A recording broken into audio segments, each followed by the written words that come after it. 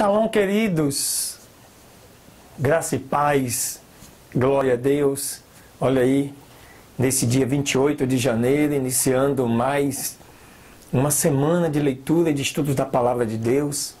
Estamos juntos para darmos continuidade a esse projeto que tem por objetivo te levar a ler e estudar toda a Bíblia Sagrada, a Palavra de Deus.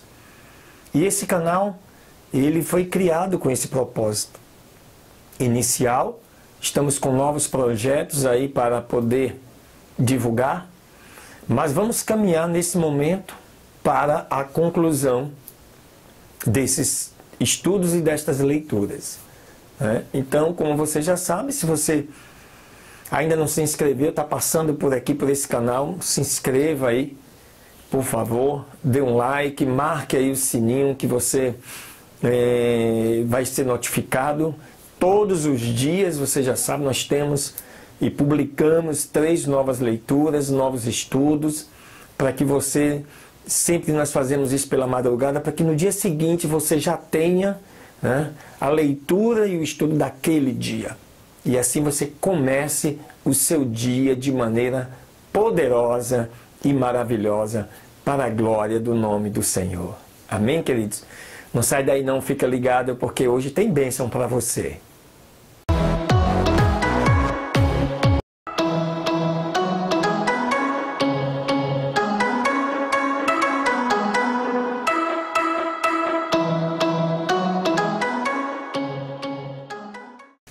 Muito bem, queridos, amados do Senhor, vamos então aí a mais um estudo, uma leitura desse dia 28, e eu te convido para você poder abrir a sua Bíblia no livro de Gênesis, e vamos ler agora o capítulo 37, que vai falar um pouco dos sonhos de José.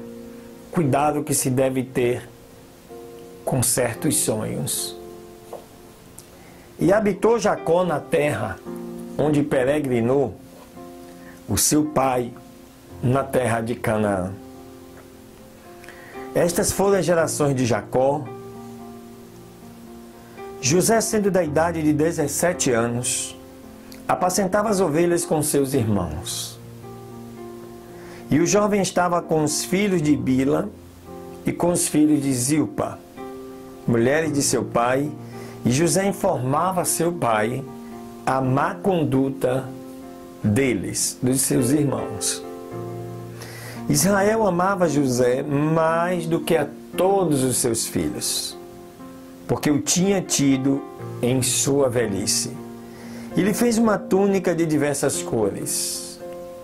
E vendo seus irmãos que seu pai o amava mais que a todos eles, aborreciam-no e não falavam com ele de maneira pacífica. E sonhou José um sonho e o contou a seus irmãos, e eles vieram a aborrecê-lo ainda mais, né?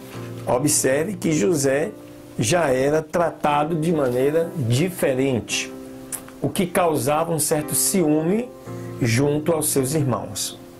Sem contar que ele ainda trazia informações não muito boas do que seus irmãos andavam fazendo no campo. E ele lhes disse: ouçam agora este sonho que sonhei. Eis que estávamos atando molhos no meio do campo, e eis que o meu molho se levantava e estava direito, e o que os seus molhos estavam ao redor e se inclinavam ao meu.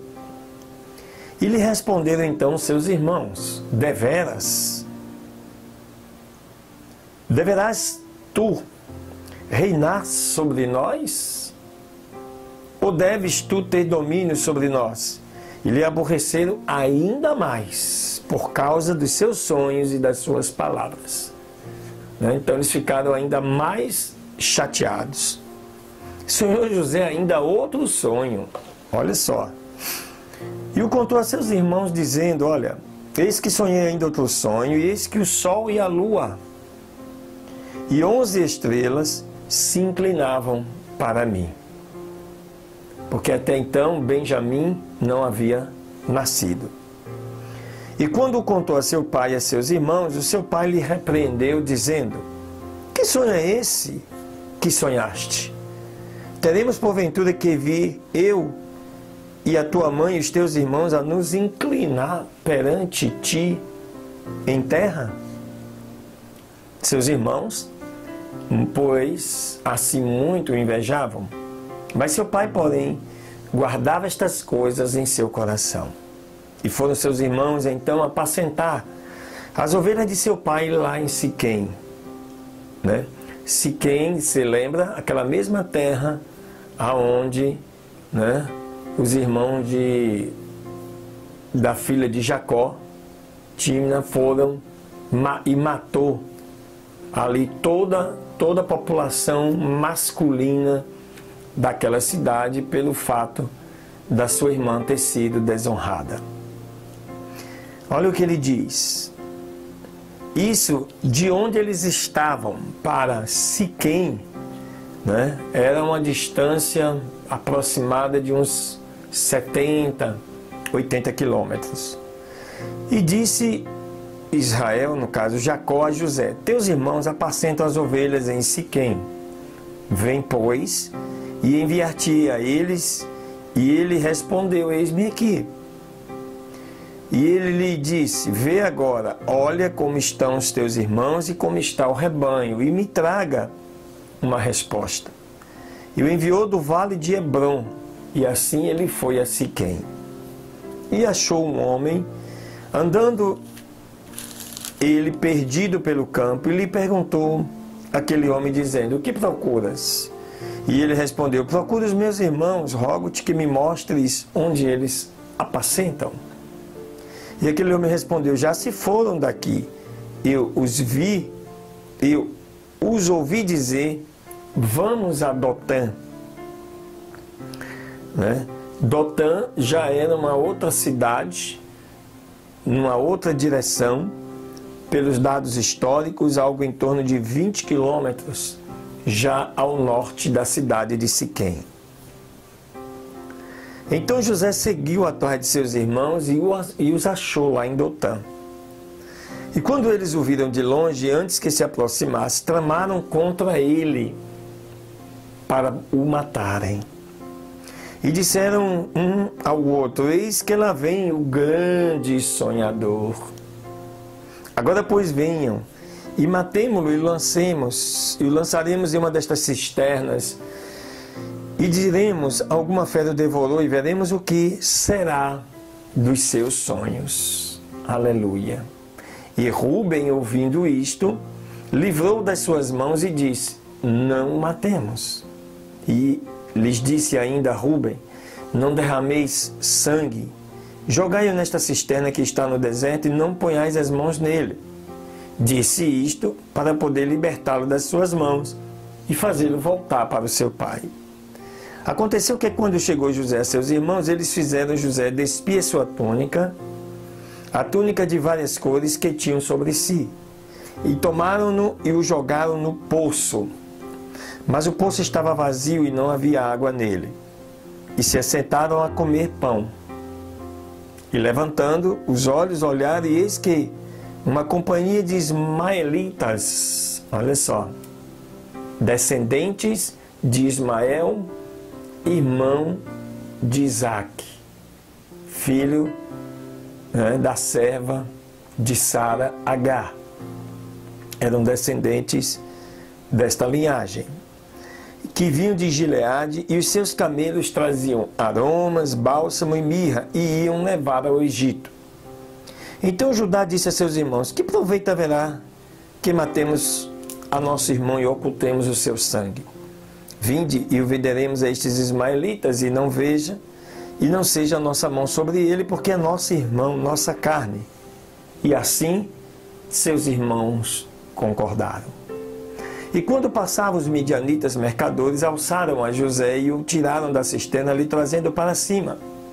E o venderam por 20 peças de prata aos ismaelitas, que o levaram para o Egito.